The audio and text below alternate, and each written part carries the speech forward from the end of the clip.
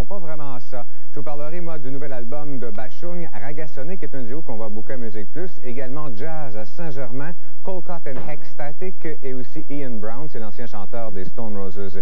Et pour commencer, c'est un nouveau trio rap québécois qui s'appelle Lagamic et c'est leur premier album. En fait, c'est l'invasion de la musique hip-hop qui se continue avec Dubmatic qui a ouvert le chemin pour tout le monde.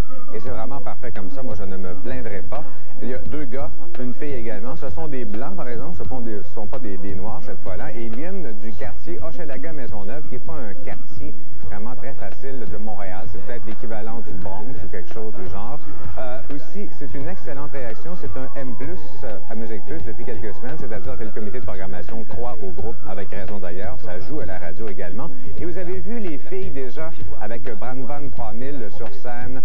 Aussi, ils ont participé à un des remixes de Drinking in LA ou quelques-uns des remixes qui est disponible juste en 12 pouces vinyle. Nati aussi est dans le clip. Johnny Go, c'est elle qui fait le rap, la chanson de Jean Leloup, bien sûr.